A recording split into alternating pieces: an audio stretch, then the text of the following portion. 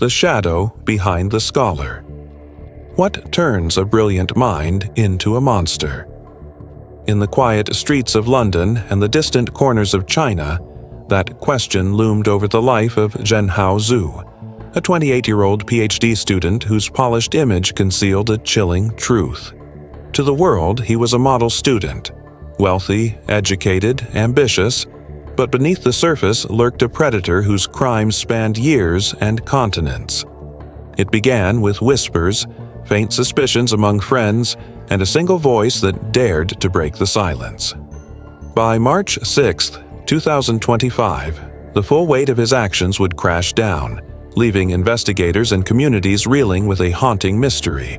How many lives had he destroyed, and how had he evaded justice for so long?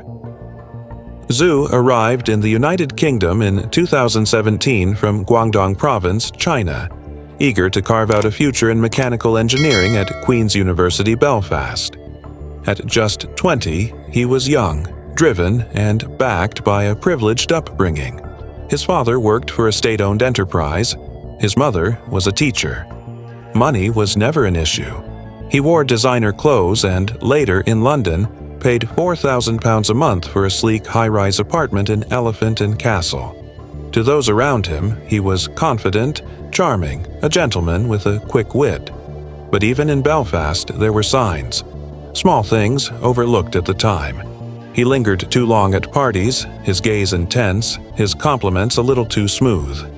No one raised alarms, no complaints were filed, but the unease lingered. In 2019, Zou moved to London for a master's degree at University College London, UCL, later transitioning into a PhD program. The city, with its sprawling campuses and vibrant student life, became the perfect backdrop for his ambitions. He lived first in a student flat near Russell Square, then upgraded to a luxury apartment with panoramic views of the skyline. He draped himself in wealth, a Rolex, a designer wardrobe, cosmetic procedures like a hair transplant and eyelid surgery to refine his appearance. To classmates, he was a rising star, throwing lavish parties, offering study help, always appearing generous. But behind closed doors, a far darker story was unfolding. Between 2019 and 2023, Zou began targeting women, mostly young Chinese students like himself. He found them on dating apps such as Bumble and Jimu, or through WeChat groups, approaching them with warm, friendly messages. He invited them over under the guise of casual drinks or study sessions. Inside his flat, the trap was set. Drinks laced with butanediol, which metabolizes into GHB, or triazolam, a potent tranquilizer, left them defenseless. As their minds clouded and their strength faded, Zou's true nature emerged. He violated them, one by one, while they lay unconscious. His soundproofed apartment absorbed their cries, the outside world oblivious. What made his crimes even more insidious was the camera. Hidden in his bedroom, a Hyundai recording device captured everything. Zou didn't just assault his victims, he archived their suffering. 9 of the rapes were filmed, the footage revealing motionless women, some faintly pleading before succumbing to the drugs. Alongside the recordings, he kept mementos, a box of stolen belongings, jewelry, underwear, small tokens of his control. For 4 years, he built a secret collection, a grotesque trophy case. The true question that haunted detectives was terrifying. How many faces were in those tapes, and how many women would never know what had happened to them? The first crack in his carefully constructed facade appeared in May 2023, when one woman, though her memory was fragmented, found the strength to go to the police. She had met Zou for drinks, accepted an invitation to his flat, and woken up with an overwhelming sense that something was wrong. Though she couldn't recall the full events of that night, her body told her what her mind couldn't. The Metropolitan Police listened, but lacked strong evidence. They took her statement and waited. Zou, unaware of the storm gathering around him, continued his crimes. That year, he traveled back to China, where he attacked 7 more women, recording their assaults on the same hidden camera he had brought along. The net was tightening, but he didn't see it yet. In January 2024, Zou returned to London. This time, the police were ready. Officers arrested him at 2 a.m., storming his apartment in Elephant and Castle. His unmade bed sat at the center of the room, a silent witness to years of violence. They seized his phone, his hidden cameras, and a stash of drugs: MDMA, ketamine, butanediol, triazolam. Then came the videos. 1,277 in total. And the trophies. The box of stolen items sent shivers down investigators' spines.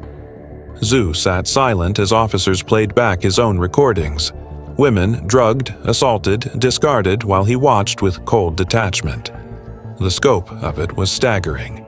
The police had caught him, but the damage he had inflicted stretched far beyond the evidence in their hands. How many more victims were out there? Would they ever know? The web of silence. The air in Zhenhao Zou's flat was thick with secrets when police entered that January night in 2024. The 39th floor apartment, once a symbol of his privileged success, now stood as a crime scene, its sleek walls concealing years of horror. Officers moved swiftly, their boots echoing on the hardwood floor as they seized his phone, hidden cameras, and stacks of damning evidence. The unmade bed in the center of the room stood as a silent witness, a place meant for rest, but instead the setting of repeated assaults. As they searched deeper, the true scale of his crimes began to emerge. A web of silence that had trapped dozens of women, leaving investigators to ask, how had he gone unnoticed for so long? Zou sat in custody, his lips sealed, his expression unreadable. Police played his own recordings back to him. Grainy footage of women unmoving, some faintly pleading before the drugs overtook them. He didn't react. On his phone, officers uncovered 1,660 hours of footage, 1,277 individual clips, many in Mandarin, documenting assaults spanning London and China. The earliest dated back to September 2019, just months after he'd arrived at UCL. In one video, a woman's voice shook as she asked him to stop, her words slurring into silence. In another, a figure lay motionless on that same unmade bed, the camera capturing every detail. Each clip added to a growing nightmare, the full picture more horrifying than anyone had imagined. The drugs told their own story. In his wardrobe, tucked among expensive whiskey bottles, police found vials of butanediol, a chemical that turns into GHB, and triazolam, a sedative powerful enough to render someone defenseless. A pipette sat nearby, its precise measurements proof of careful planning. Zou had calculated every dose, ensuring no resistance. Images on his phone revealed drug advertisements from encrypted apps like Potato, one labeled Obedient Liquid, promising total incapacitation. This wasn't impulse, it was deliberate, methodical, and rehearsed. How many times had he perfected this routine?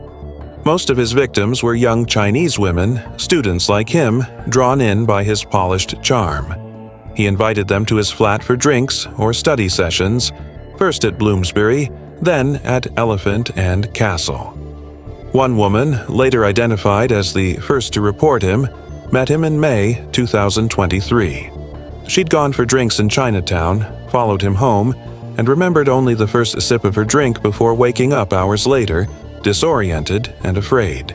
She couldn't recall what had happened, but her body told her what her mind couldn't. Shaking, she went to the police, planting the first seed that would unravel his double life. The settings changed. Hotel beds, an apartment with curtains unfamiliar to London investigators, but the pattern remained the same. A drink, a collapse, a violation recorded in secret.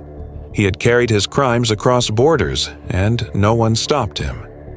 Back in London, he continued, targeting women within the city's Chinese student community.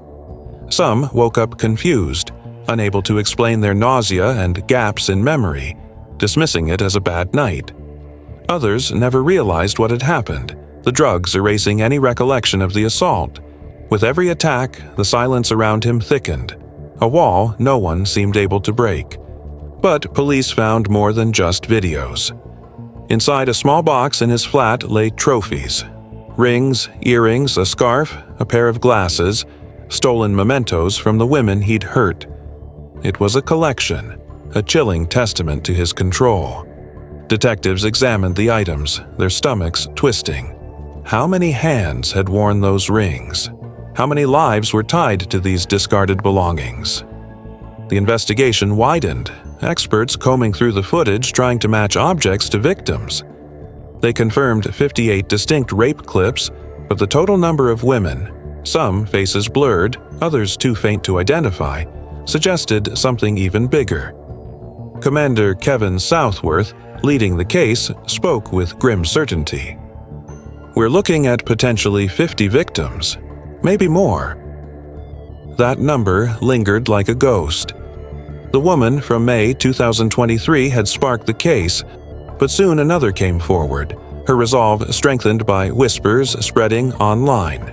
She had met Zou in 2021, shared a drink with him, and woken up in his flat feeling a dread she couldn't explain. Her story matched the first, and the videos confirmed her fears. Yet 8 of the 10 confirmed victims remained nameless, their identities locked inside recordings only Zou had ever seen. The police launched an appeal, urging anyone who had been alone with him to come forward. Flyers appeared in student hubs, voices pleaded in Mandarin on radio stations. But the response was slow. Fear, shame, and distance kept the silence intact. As the evidence mounted, the question only grew louder. Would the silence ever break? The faces in the shadows. The evidence room at the Metropolitan Police Station was cold and sterile, yet it weighed heavy with what it held. By early 2024, detectives sat hunched over screens, their eyes scanning the faces of women frozen in Zhenhao Zou's videos, women who didn't know they were victims, who might never know. The 1,277 clips, some just seconds long, others stretching into minutes of horror, painted a picture of relentless cruelty. Each frame was a wound, each voice a plea lost in silence. As the investigation stretched into March 2025, one question gnawed at investigators. Who were these women, and how many more were out there, lost in the shadows of Zou's crimes? The first woman to come forward had done so in May 2023, her courage a spark in the dark.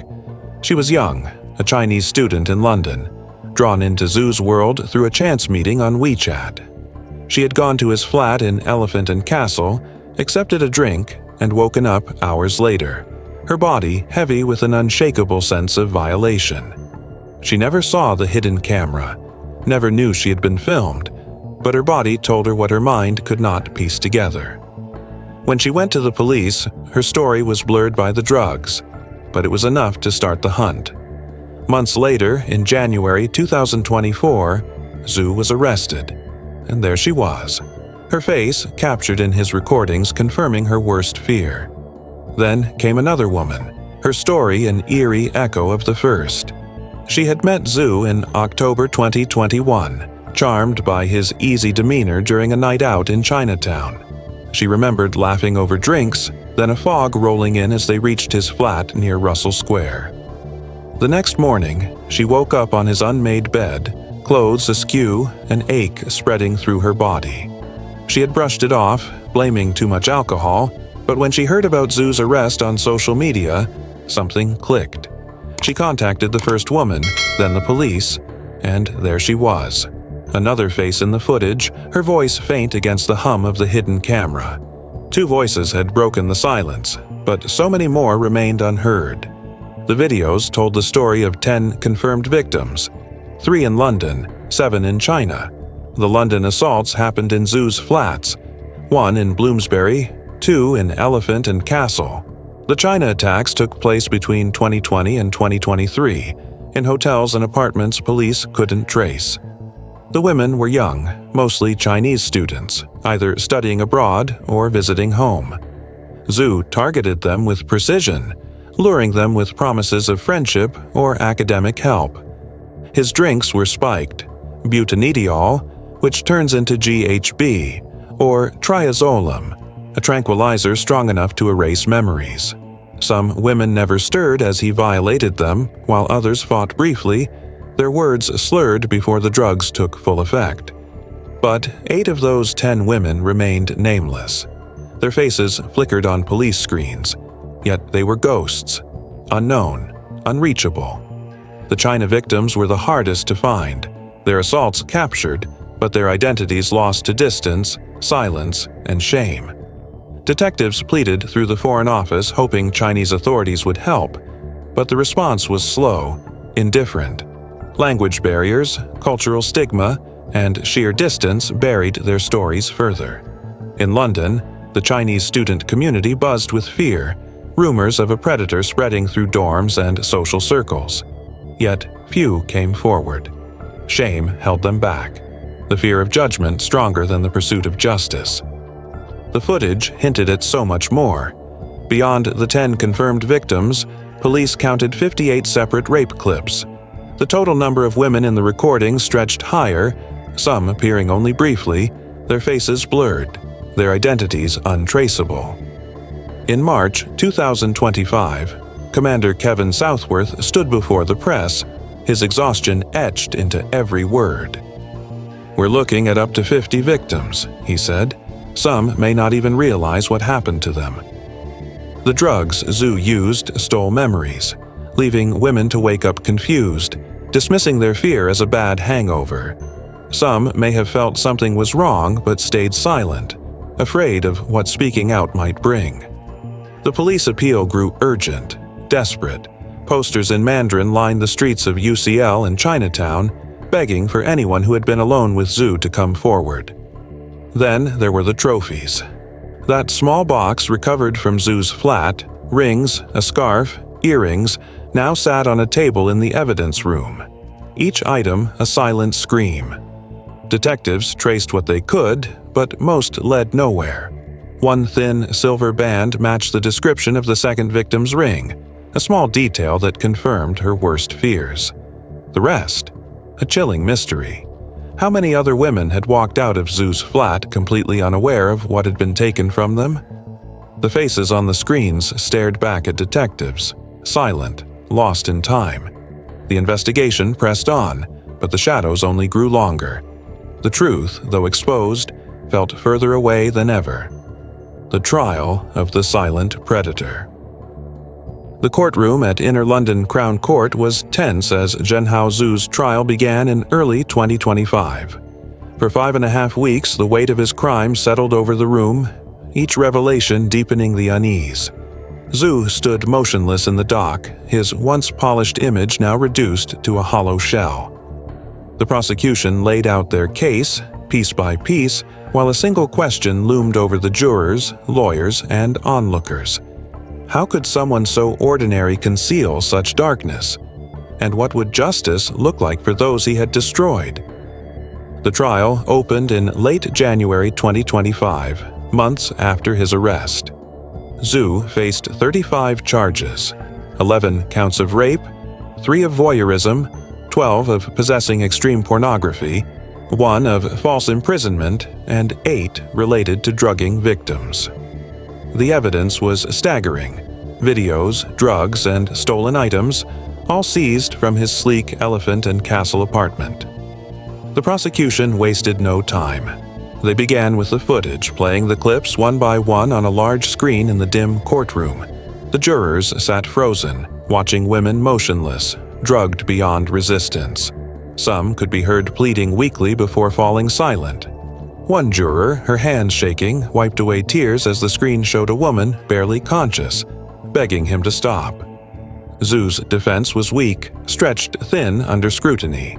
He claimed it was all consensual, a role-play fantasy the women had agreed to. He admitted to the drugs, the camera, his disturbing collection of videos, but insisted no real crime had occurred.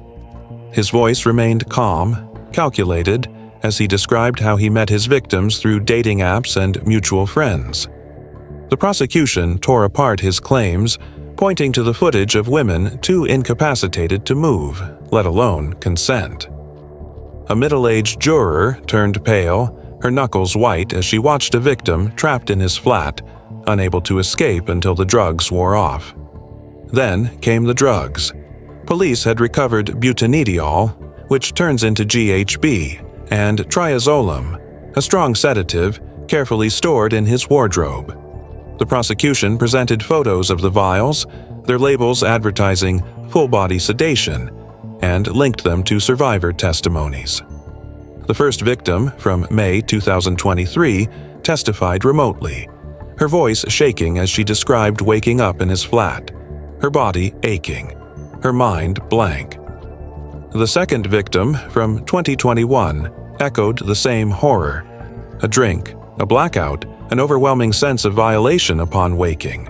Their words mirrored the evidence, tearing down Zou's last defense. Then came the international crimes, adding another layer to the case. The prosecution invoked Section 72 of the Sexual Offences Act, arguing that as a UK resident, Zou could be prosecuted for crimes committed abroad.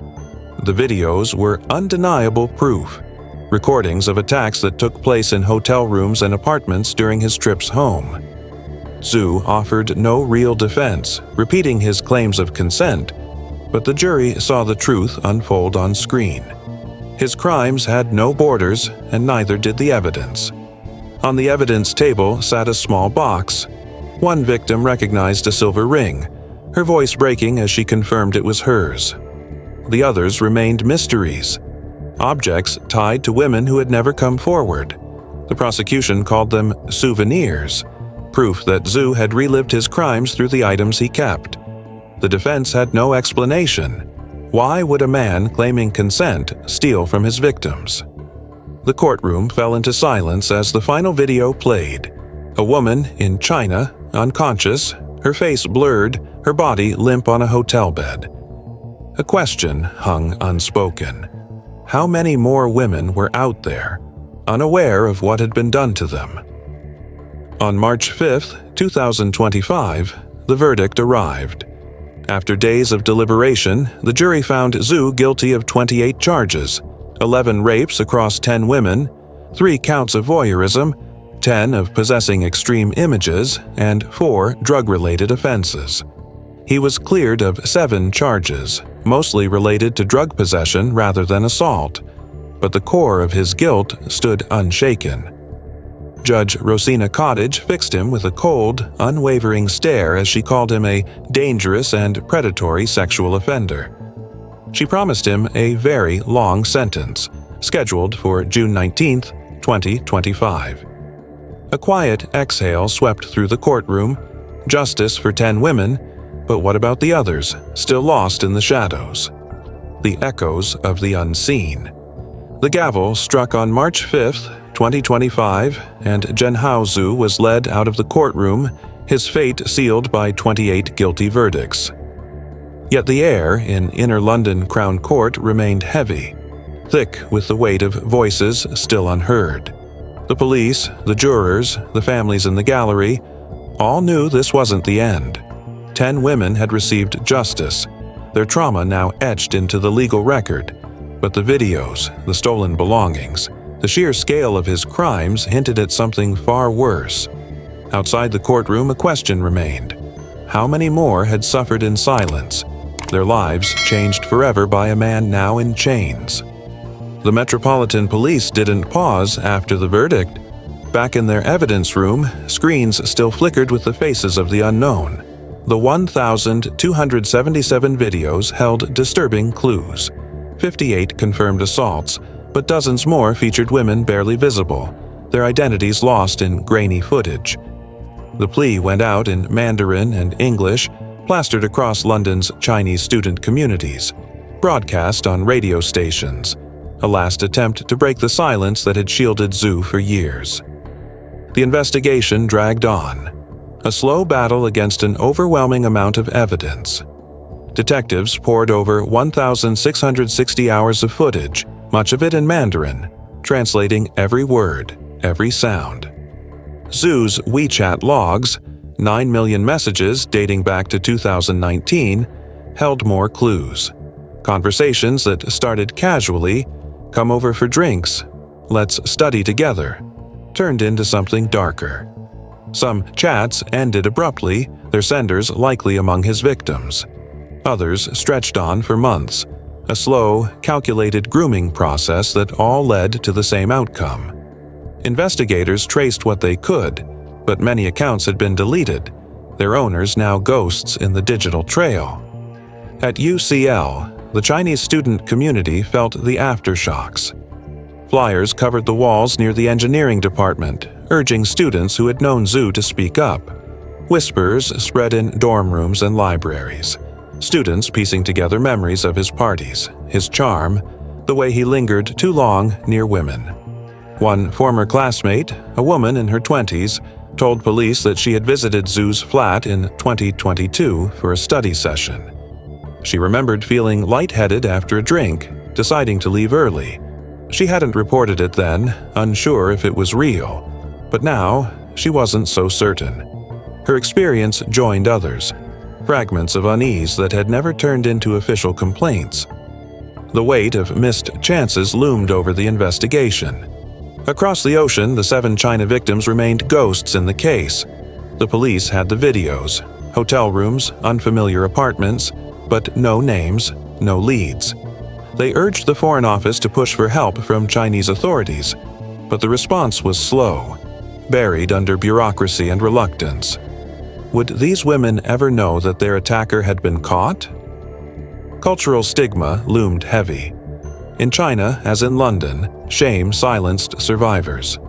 Advocacy groups, including the Chinese Information and Advice Center, begged women to step forward, to seek help without fear. "You are not alone," they said. But 5,000 miles and a world apart, it was hard to believe that message could reach those who needed it most. Detectives photographed each piece, sending images to the press, hoping someone, anyone, would come forward. One officer, staring at a pair of scratched wire-rimmed glasses, couldn't shake the question.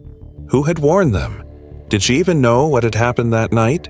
The box was a cruel archive, a collection that spoke to the cold precision of Zou's crimes, and the fear lingered. What if this was just the beginning? Commander Southworth acknowledged the grim reality. "We're still working through a far greater body of evidence." The true toll of Zou's crimes was still unknown. At UCL, the administration struggled to contain the damage. On March 6, 2025, President Michael Spence released a statement. "We are appalled." The university offered counseling, helplines, and a promise of support, but many students felt it wasn't enough. How had Zou moved unnoticed for so long? His wealth, his charm, his academic prestige, they had all been a shield. The betrayal ran deep, but so did the gratitude for the women who had spoken out, forcing the truth into the open. As spring approached, the investigation continued. The unseen victims remained a ghostly presence, their stories untold, their faces flickering on police screens with no names attached. The question grew colder with time. Would those echoes ever find their way home, or would they remain lost forever? The legacy of a broken trust. The clock ticked toward June 19, 2025, the day Zhenhao Zou would stand before the judge at Inner London Crown Court for sentencing. But the impact of his crimes stretched far beyond that courtroom. By March 6, 2025, his name was no longer tied to academic success at UCL. It was now synonymous with deception and destruction, a predator who had shattered lives across London and China. The verdict had brought some justice. 10 women had been heard, their suffering now part of the legal record. But so many more remained nameless, their stories trapped in files and footage, their silence leaving wounds that wouldn't heal. As investigators, students, and communities processed the fallout, one question loomed. What would his legacy mean for those he hurt, and for a world that had failed to stop him sooner? Detectives worked late into the night, combing through the 1,277 videos that remained the most damning evidence against him. In the dim glow of police monitors, blurred faces stared back, silent reminders of crimes that had yet to be fully uncovered. The appeal for victims had brought a trickle of responses. Women who had once met Zou, who had felt uneasy after a drink, who now wondered if they were among those recorded. A student from 2020 came forward in late March, her voice trembling as she described a night at his Bloomsbury flat. She had woken up confused, unsettled, but convinced it was just a bad night until the news of his arrest brought those memories rushing back. Her experience fit the pattern, another thread in a web of pain. At UCL, the sense of betrayal ran deep. Students walked past the engineering building where Zou had studied, their trust shaken, their safety in question. The university issued a statement on March 6, 2025, offering counseling, support services, and a promise to stand with survivors. But words could only do so much. Classmates who had once laughed at Zou's parties, sought his academic help, or admired his charm, now looked back with unease. "He seemed so normal," one said, stunned at what had been uncovered. Another remembered how easily he earned people's trust, how subtle his manipulations were, and wished she had seen the danger. Among London's Chinese student community, whispers of fear spread quickly. Their once tight-knit gatherings grew quieter, friendships now laced with second-guessing. The damage left behind wasn't just physical. It was the fracturing of trust, a scar on the very sense of belonging. Across the ocean, 7 victims in China remained unreachable. Their attacks recorded, their identities unknown. The police had leaned on the Foreign Office, pressing Chinese authorities for cooperation. But the response was slow. Cultural stigma, legal barriers, and sheer distance kept these women silent. Would they ever know that Zou had been caught? Back in London, advocacy groups like the Chinese Information and Advice Center tried to break the silence. Their message was clear: you are not alone. But words, however well-intended, couldn't erase the fear and shame that kept so many from speaking out. For those women, justice had been won in court, but not in their hearts. The legal world took note too. Zou's case marked a rare use of Section 72 of the Sexual Offences Act, allowing UK courts to prosecute residents for crimes committed overseas. Would it set a precedent? Would it deter predators like him, or simply highlight how rarely such cases were prosecuted? The police considered it a victory, but a limited one. So many of his victims remained beyond their reach. His legacy, then, was not just one of crime, but of failures in justice, a lesson in how predators exploit legal blind spots to evade consequences. As June 19, 2025 approached, Judge Rosina Cottage's words from the trial lingered. A very long sentence. Zou sat in his cell, his silence unbroken, his expression as blank as it had been in the dock. The 2 women who had led the case against him, the first from May 2023, the second from 2021, prepared to face the moment that would finally close their chapter. But for the unseen victims, the dozens, maybe more, still out there, the case wasn't over. It was an unfinished story, a question mark in the shadows. Zou's crimes had damaged far more than the bodies of those he had attacked. They had shattered the very trust that made people feel safe in their own lives. That wound would last long after he was gone. Unravel, gripping true crime stories. Subscribe now for more haunting tales that keep you hooked till the end.